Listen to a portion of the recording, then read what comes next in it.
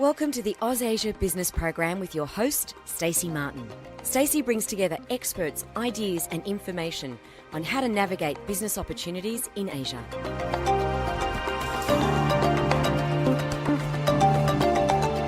Dajahao. Welcome to the Aus Asia Business Program. I'm Stacey Martin, and in the studio today I have Tim Smith. Tim is chairman of the Food Box Network, a service marketing business for SMEs looking to sell food products into China. Welcome to the show, Tim. Thanks for having me. Tim, you've had a pretty interesting career journey, from trying out different things after you left school to a very strong corporate career, and you're now tapping into the growing Chinese market. So tell us a little bit about your journey. It's been an interesting journey over quite a while. I'm very passionate about Asia, and I guess in the early days of my corporate career, I started out in the trade finance side with the National Australia Bank, which gave me an appreciation for the world and trade, something that I didn't pick up at school or university. That then led me through to a number of corporate roles and eventually a large role with Westpac, where I was sent to Singapore for 3 years. Oh, fantastic. So you were sent offshore like as an expat? Yeah, I was sent up there to kind of reinvigorate our institutional banking platform up there. But interestingly, the 4 years before that, I was working for a big Dutch multinational running their corporate treasury operations throughout Asia. Oh, back in the day, so foreign exchange and foreign exchange and risk management and wading into China in 2001. So I've actually had a relationship with China for about 17 years. So your international interest goes way, way back. Yeah, it does. And spurred on by the ability to jump on a plane and network through the whole of Asia, not just China. And networking is so important, isn't it? Look, it is, and you're building face and you're building contacts, and that's really important to add value to a client base, but more importantly to understand the market that you're playing in. And I'll touch on that a bit later. And certainly getting those insights directly from the ground. I mean, there's so much you can read about, but there's nothing like kind of being there and seeing it for yourself. Yeah, you must go and kick the tyres, as they say. You can't just purely rely on Google, and you can't purely rely on investment reports. You need to go and see what is actually happening on the ground. Yeah, absolutely. And so then you had a corporate career, but you left that a couple of years ago. Tell us about that and what did you do after that? After a long and great career with Westpac, where I'd actually established an Asian high net worth business in Sydney. I had a third of my team decked to high net worth Asian clients. And as my appreciation changed, I moved and had a gap year. And I helped a gap year. Did you have one when you left school? I didn't have one. No, I was straight into work back then. We didn't have gap years. No. Way before the internet, as you will know. I was very fortunate to have some time with a friend of mine who owned a wine business. And my first question was, what are you doing in China? And he said, nothing. And I said, well, why don't I spend some time and we'll take your wine into China. So I spent a great year, and I thought I knew a bit about business, but holy moly, I didn't know anything about business until you actually have to do it. Right, because you'd served clients doing stuff at Westpac. Absolutely. But not until you're doing it yourself. And I think people listening to this will have an appreciation for how hard it is.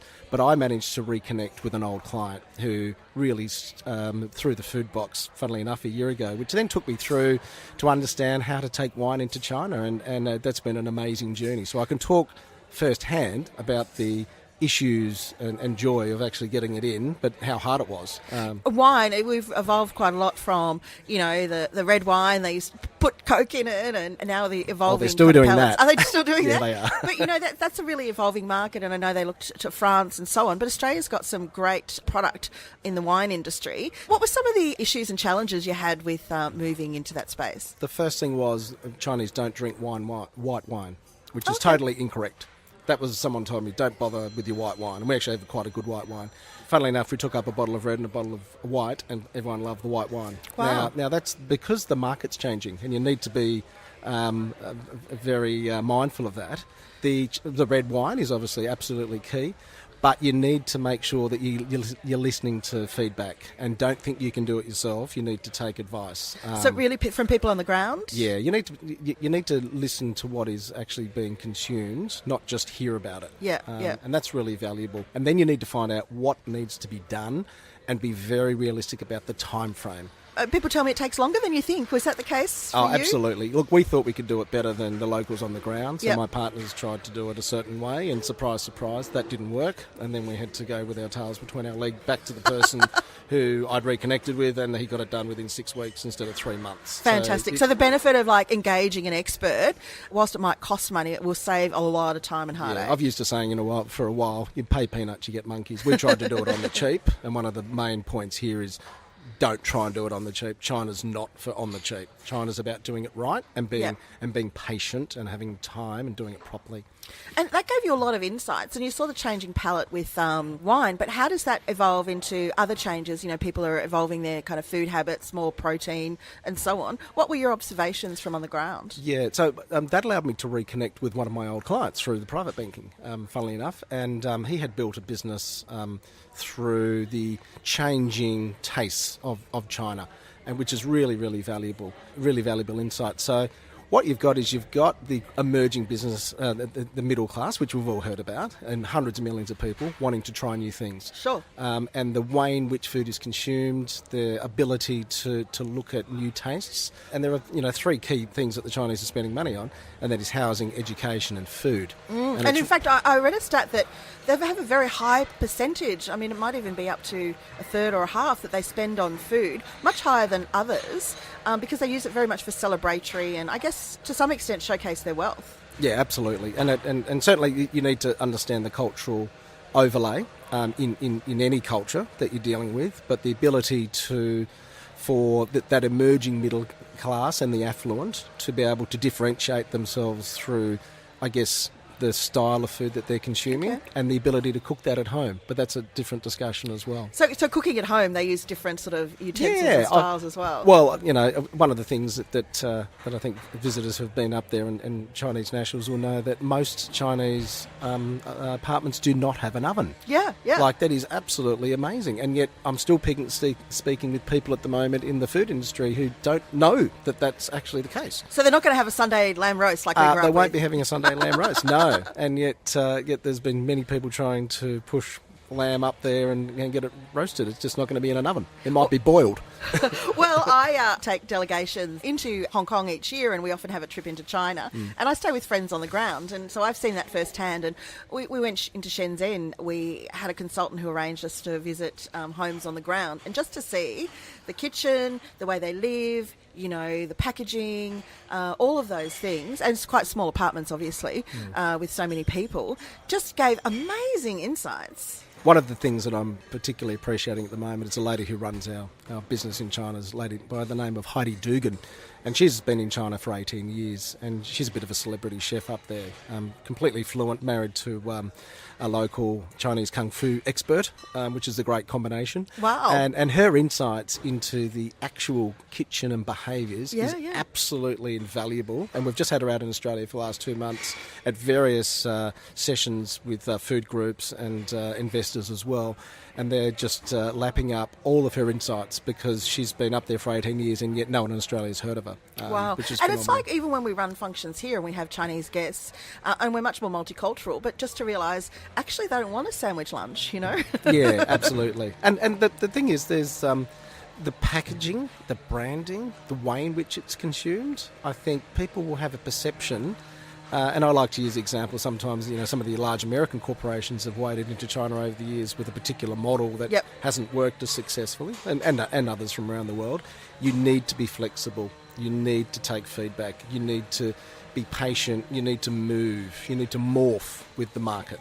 Yeah, and this has really then moved to your next project, which is the Food Box Network. So just tell us a little bit about how that came into being. Obviously you've seen the opportunity. What does the Food Box Network do? Yeah, I was very fortunate to join 5 months ago, and again, that was through my reconnection a year ago with the wine with an old client. Yep. And what we're doing is we're solving problems for Western businesses trying to access the Chinese consumer in the product area of food. Because people think, 1.3 billion people, I just have to get 0.1 and I'm home and home. And that's just not the right way to think at all. But you do need to understand the market. So, number one, there's a changing taste. Yes. You're getting something like 500,000 Western-educated, extremely highly talented Chinese nationals returning home each year. So these are people that have studied offshore Yeah. in like the US, UK, Australia. Absolutely. They've studied in something like 80,000, 50 to 80,000 a year returning from Australia alone. But they're coming back with an international palate, and that might be white wine, it could be a beef, it could be vegetarian, it could be lots of different styles. So that's just adding, plus you're getting an inquisitive mass affluent with money to be able to spend and explore their palate. Wow, so that sounds pretty amazing. So after the break, we'll hear more from Tim Smith, Director of the Foodbox Network, about how you assist SMEs looking to expand internationally and get their food products into China. Aus Asia is taking a short break. If you'd like to sponsor this show or be part of Eagle Waves Radio, go to our website, eaglewavesradio.com.au, and contact us.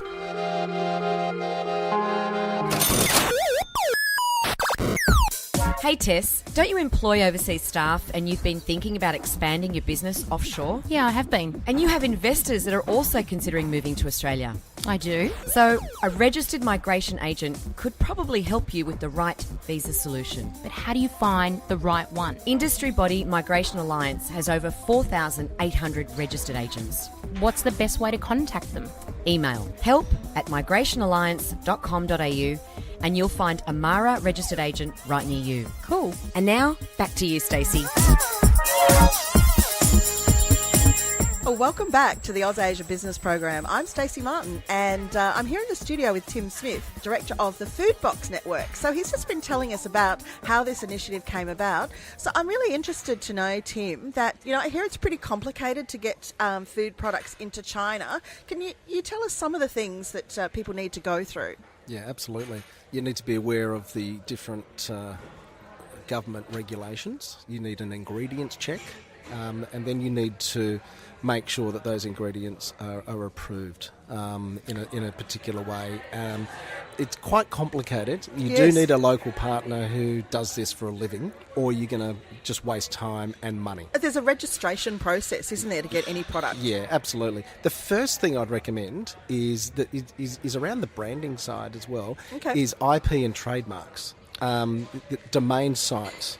Because IP, isn't that like when they talk copyright, copy it right, change one letter, China's kind of known for that it's a now? first to market policy over there. So Right. you need, and you just need to be aware that you might be at a trade show and the next minute you try and register your domain site and it's already taken. So you need to be aware. It's a mutually exclusive program of making sure your ingredients are checked and appropriate for the market. And also that you've started your work around protecting your brand and your product.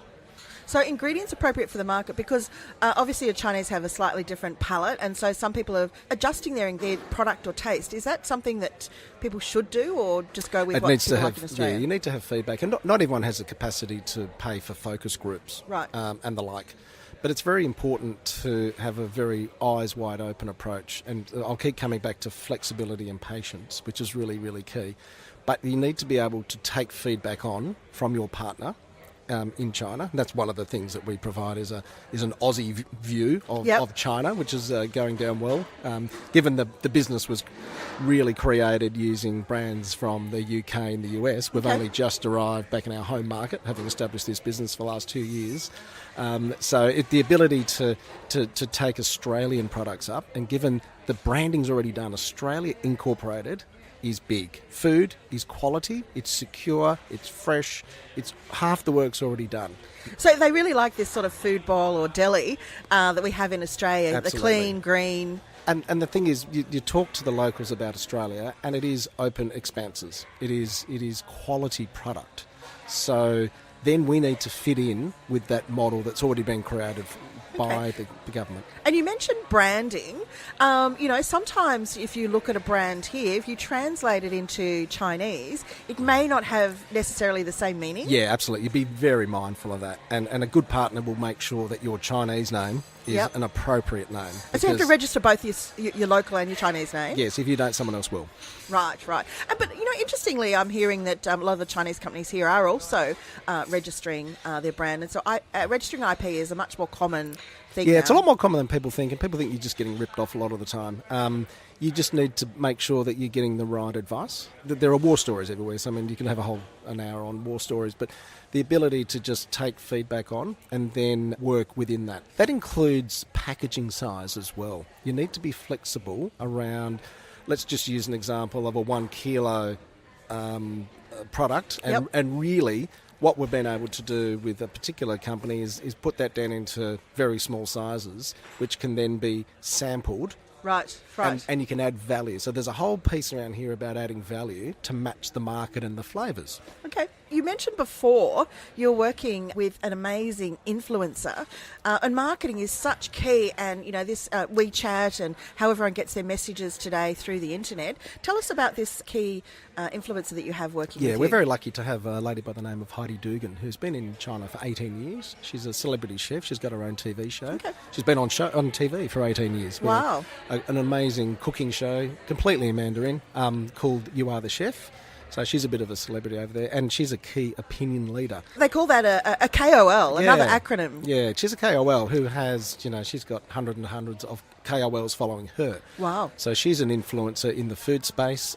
She's Australia's best kept secret, and she's just been in Australia for the last 2 months talking to businesses around the insights from China's kitchen, which have been completely invaluable. So people on your platform would get exposure to that and start getting messages out to, millions of people in China? Yeah, and one of the things I'd say about why I think that what we have is reasonably unique is the ability to actually connect brands to consumers. It's not good enough just to go up and represent someone at a trade show and put them in contact with supermarkets. If you understand the way in which the Chinese consume, you'll know that getting into a supermarket is just one small part. Everything is online. Yeah, well, it's all online, and I guess here in Australia we've seen the evolution of the Daigou market, and we've had Livia Wang from Access CN on the show before, just talking about how much that's grown. So people want to know that the product's successful in their own market. Yes, they must know that. Yeah. Yeah, and then the expansion and the word of mouth and people sort of pushing out messages and giving reviews. And so on. I call it the bridge. You need to have a bridge, a foundation pillar in Australia and one in China. Okay. And the ability to connect with both is really important. So to have an anchor for social media in Australia they'll complement each other. Obviously, I'm very excited about this platform because I get so many inquiries about people saying, how do I get into the China market? And the idea of trying to wade through and go directly, as you've said, it's not enough just to get into a supermarket. And you've got the branding and the marketing, packaging. There's so many aspects to consider. And, of course, the licensing is kind of huge. So tell us a little bit about the Food Network platform and how people can get involved. Yeah, no worries. So we make brands discoverable. We can do that at a trade show by representing one of the 5 to 10 large trade shows, and China runs on trade shows. Yeah, a lot of them, yeah. Really, really important. We have a website which people come to. We've got an alliance with Alibaba. Okay, who are very so Alibaba's in Australia. They're kind of huge globally, but this is a huge e-commerce platform. Look, Alibaba's fantastic, but Alibaba's not going to get you into the country. They're not going to do the hack work. They're not going to be wading into ports with a bill of lading like we are to actually help people get their ingredients checked. Once we've done that, then absolutely it'll be discoverable through the Food Box platform, which will sit on Alibaba as well. So you've got to get your product in before it can be sold. It needs to be checked. It needs to be labelled. You must have a consumer marketing strategy. If you can possibly do a focus group and become discoverable, you've got more chances of it being picked up. That sounds exhausting. So in Australia, obviously our SME listeners will have their own business plan, marketing plan and so on. So they need to have that. But there's a whole other lots of things that you're perhaps not even aware of. Yeah, look, there's a lot of things not to be aware of. And sometimes we might have a chat with someone, they go, I'm just not ready. Yep. But I'd like to give an Australian view of just what you need to do, and then people can make their own assessment. And there are certain products that we feel have a better chance than others. And of course, they can target overseas migrants or people living in Australia that might have those pallets and take it back. So it's an easy start. Yeah, and there's your bridge again. So it's about being pertinent here and discoverable. And the thing is with the Chinese, they're prolific reviewers of food. Yep. So, you oh know, my God, my WeChat is covered with pictures of food. And my WeChat it's an awesome machine, the WeChat mobile. And you need to be discoverable. It needs to be in the local language. It needs to be consistent, and it needs to be high quality. And you need to make sure that the quality of your product is exceptional. If we could just summarise, I guess, what are the key tips for someone looking to take their product into the Chinese market? What's your key takeaways for our listeners? You know, they've got a good food product, they're thinking about this huge market. What do they need to consider? The journey of 1,000 miles starts with a single step. Inquire. Yep. Like, do your research yourself. So firstly, go online, get as much research as you can. Ask friends and family, have a chat with us, make sure that your product is actually relevant for the market. Number Great. 2, it's a big market, but you need to understand how business is done. Like my oven story, for instance. Understand that a lot of kitchens don't have ovens. You need to understand the buying patterns. You need to understand the family unit. So it's the grandparents who are at home making a lot of the decisions. The parents are off at work. That's a whole different discussion. Make sure when you're looking to partner with someone that they actually do what they say they do. Yeah, there's a lot of horror stories there. There's a lot of horror stories there, and that's the one thing, yet again, I keep coming back to, we're going to give an Aussie view of cutting through the BS. We're very happy to give an open and transparent view. Don't get hoodwinked, ask lots of questions, and continually keep referencing with multiple sources, and you'll be able to figure it out along the way with some really good insights from people like us or other groups. And finally, you've got to be flexible. You've got to listen to the feedback. If you've got just one product and that's it and you can't change it, the feedback comes back that it needs to be a different flavour. And that'll sell. And I've got so many stories about a particular nut, and we coated a particular nut and the next minute that was selling, but the uncoated nut didn't. Like, there's just... It's which is the value add, It's the value add, and that's the real piece. Packaging, portion size, make sure it's appropriate. Don't go in there with massive packets when smaller packets are what's needed. The consumer will buy boxes and boxes of the packets, but as long as they're put in a certain order. Finally, be patient, be open-minded, and don't do it on the cheap. You know, you've mentioned trade shows, and there are so many in China. Just rocking up at a trade show, you know, it's not just the cost of getting there. There's so many things that you need to have ready. So that's a really good way to get some insights on the ground, and then you've got a much better feel for why you need to engage someone and the sorts of things that need to be covered. Yeah. So thanks very much, Tim. I'm Stacey Martin, and this has been the Aus Asia Business Program. We've been listening to Tim Smith from the Food Box Network, and on our website we'll have some information about how to get in contact. So thanks, Tim, and Zaijian to our listeners. Thank you for listening to the Aus Asia Business Program with our host, Stacey Martin, our Asian business specialist and expat financial advisor. Powered by Eagle Waves Radio and broadcasting proudly from Vivo Cafe, Sydney.